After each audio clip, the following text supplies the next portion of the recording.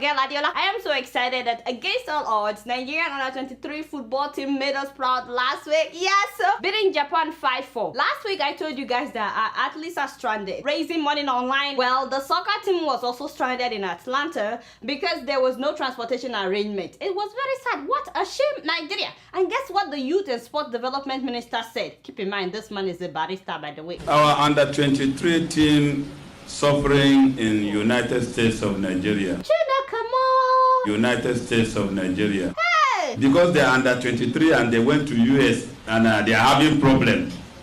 Does that become our business? La Kuli. Hey, Oduagbame. How did this man become the sports minister? Do we have facilities of international standard in Nigeria where the players could practice? Isn't that why the players went to Atlanta in the first place? And why is the man always wearing uniform? I don't know. Is he a soldier or a minister? Anyway, our players finally landed in Brazil less than 7 hours to their game. And guess what? They welcomed our players to Brazil with the wrong national anthem. Oh, don't beg me. At this point, I was like, yo, I have to sue somebody. I need to sue the Olympics committee. These people want Adeola. Look at them. And they played the whole song. They didn't even stop to change it. I was like, hey. But you know, despite all the drama, praise him. Our players gave their best and they won the game, making Nigeria the first African country to win a game at the Olympics. Yes, sir.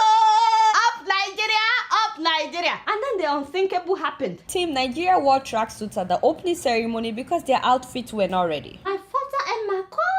How? Please, somebody tell me how. What kind of insult is this? The truth of the matter is, Nigerians are very talented. We're very talented. But the problem is we have clowns in power. I always wonder how well we would be doing in the sports arena if we have the same facilities, the same trainees that other countries invest in their players. Hopefully this won't be the only win at the Olympics, but whatever happens, these players have proved to the whole world that we can be so much more than we are if we have better preparation. But you guys don't know much. Guess what? I'm just keeping it real. So this week, Reverend Mbaka had a message for Mr. President. Hunger everywhere. As the president is fighting corruption, some of us are praying that he will equally fight hunger. Snap! The landlords are crying. Tenants are lamenting. There is hunger on the streets. Many students are being rusticated out of the school because they can't pay for school fees. Many companies are winding up. Preach, my brother, preach! The president should please look around himself and those who are telling him that there's no trouble. The president should know that there's trouble. And if things continue like this, in the next election, nobody will vote for him.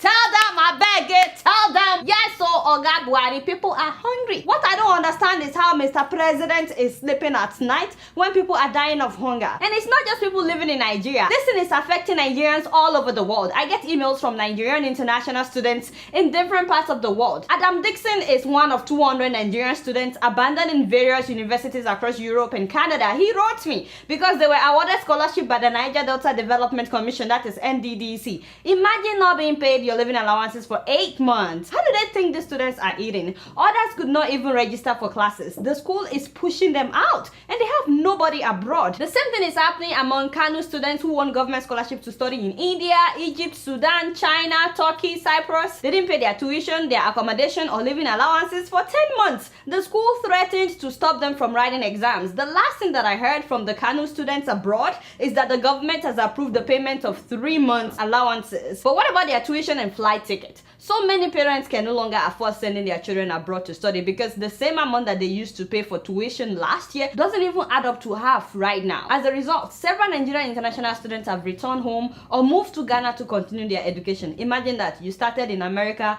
ended in Ghana, started in America, ended in Nigeria. And so many other students are stranded abroad trying to find the way by all means. Some of them are now working off campus, which is illegal, which means they could be arrested and they could be deported. And let me just say this, for those that have never traveled outside Nigeria, some of them think that living abroad is like living in heaven. No, please. International students suffer abroad. Please don't let anybody deceive you, because some of them would write comments like, oh well, you're already in America, what else do you need? No. How much is dollars to naira now? 400. Chai, 400 naira to $1, my people. Which is why I don't understand why Mr. President is subsidizing forex for pilgrims. The central bank has directed banks and forex sellers to sell dollars to pilgrims for 197 naira to $1. And this applies not only to Muslim pilgrims going on Hajj, because last year he did the same thing for Christians that went to Jerusalem for their traveling allowance. You cannot tell Nigerians that religion is not important. So we are not even going to debate that. Yes, religion is important, but education is also very important. This is something that will shape the future of these students, Mr. President. Why can't you show them the same courtesy you're showing those that are going on pilgrimage? Pilgrims will go, they will come back. Students are trying to invest in their lives. They are trying to invest in their future. And you cannot do this for them, Mr. President. I don't understand. All you need is evidence that they are enrolled, which is very easy. Who is advising this man? And it's not just the international students that are suffering. For those who have families that are going through tough times in Nigeria, it's now very difficult to send money to Nigeria. A viewer by the name Ewadelove was the one that alerted me that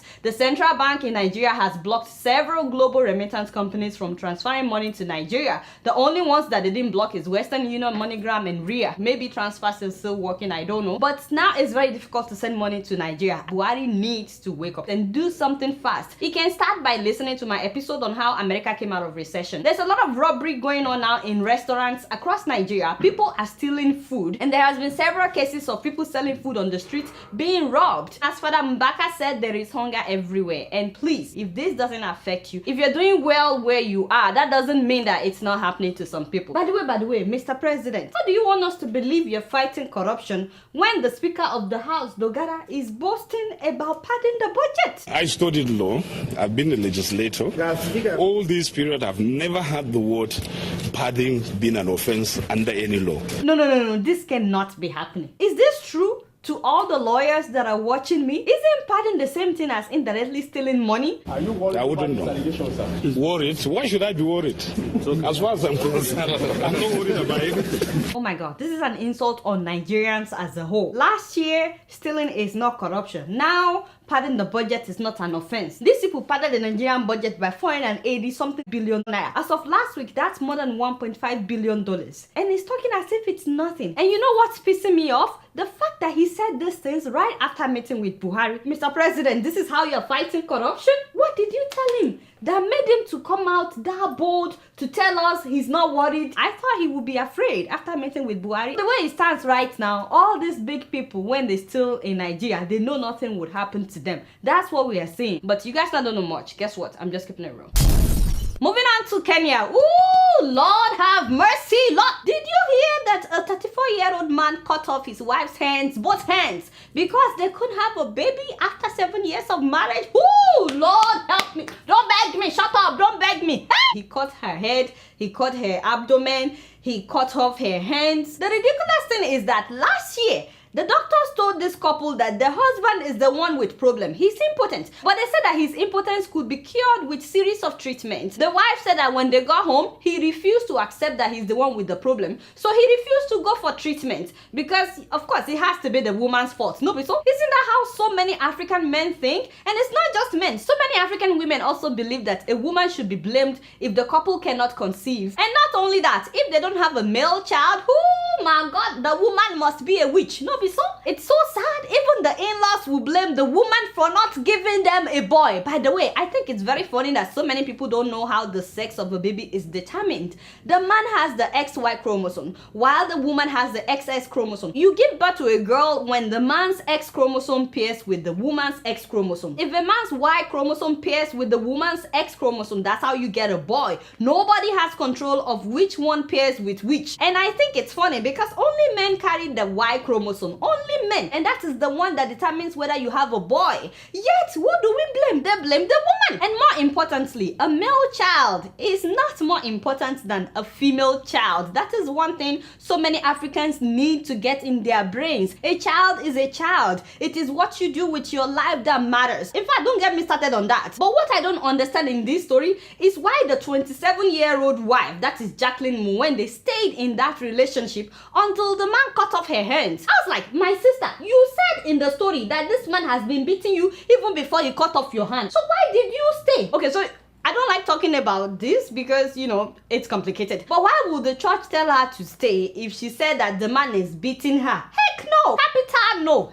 I'm not saying that they should divorce. Please, before you go and say Adeola is advocating for divorce, no.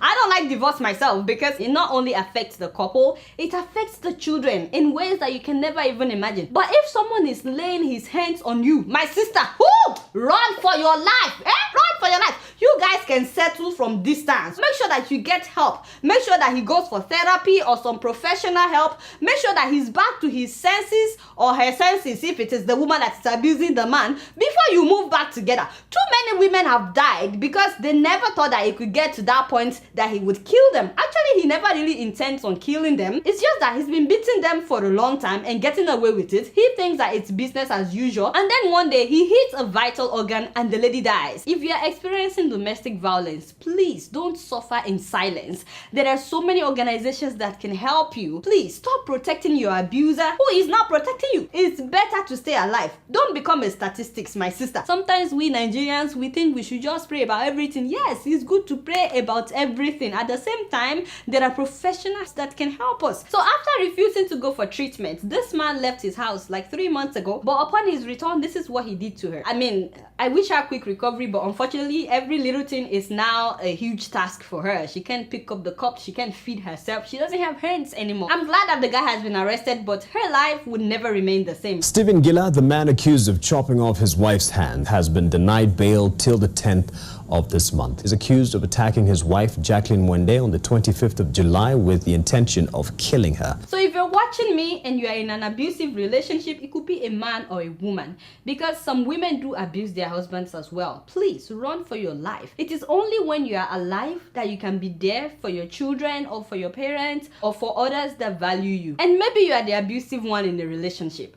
Just stop. How would you like for the other person to be beating you the way you beat them? If she's not speaking out now, the day will come that she will speak out. And if you have children, let me tell you, they are watching everything you're doing to their mother. I don't know, maybe that's how you were brought up. Maybe you saw your father abusing your mother. It doesn't mean you have to do the same thing. If you need help, go and get help before you kill somebody. And let me say this to men and women of God that always tell people to stay in an abusive relationship, especially when there is physical abuse and you know that this woman is being beaten. I always wonder whether these men and women of God say the same thing to their own children if their children should be in that situation. Another thing that bothers me is hearing, oh, there has to be something that the woman is doing wrong that warrants the beating. You know, that always, I'm like, you know, it doesn't apply to all cases. And whatever she's doing, it doesn't mean he needs to beat her. You need to know that some men don't need the woman to do anything wrong before they would beat her. Some of them have drinking problems and they just lash out on the wife. Stop thinking that automatically it has to be the woman's fault.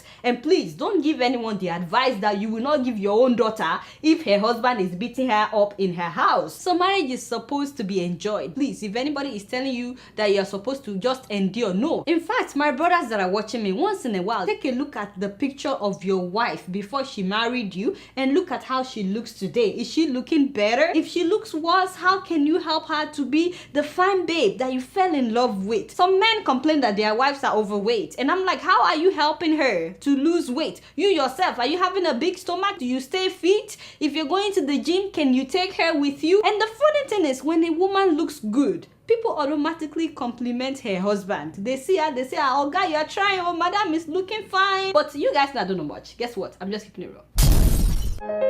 Growing up in Kenya, my sister and I were very close. But like any sisters, we fought a lot. She always got new clothes and I always got hand-me-downs. Now she's putting her children through school in Kenya. We still fight sometimes, especially when I send money for the kids. I tell her, buy some clothes for the younger one, and we both laugh. With nearly 500,000 locations, our app and online, this is moving money for better. Alright y'all, it's been real and I'm keeping it real right up in here. Don't forget to follow me on Facebook, Twitter, and Instagram. Until next week, I'm gonna see y'all later. Peace out!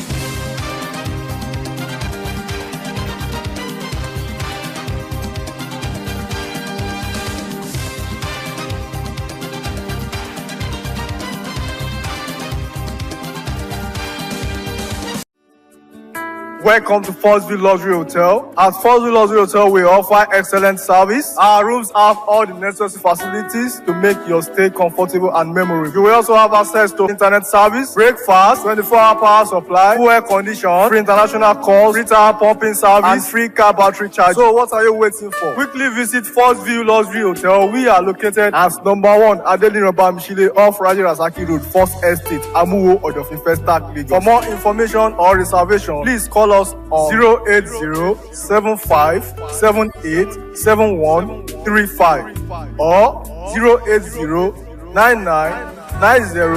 08099900601. You can also take advantage of our online ongoing promo at www.4zhotel.com to make your reservation and payment for your favorite room, which attracts a discount rate. Please note, rooms are reserved based on first come, first serve. 4Z Hotel. Experience the home of comfort. They come.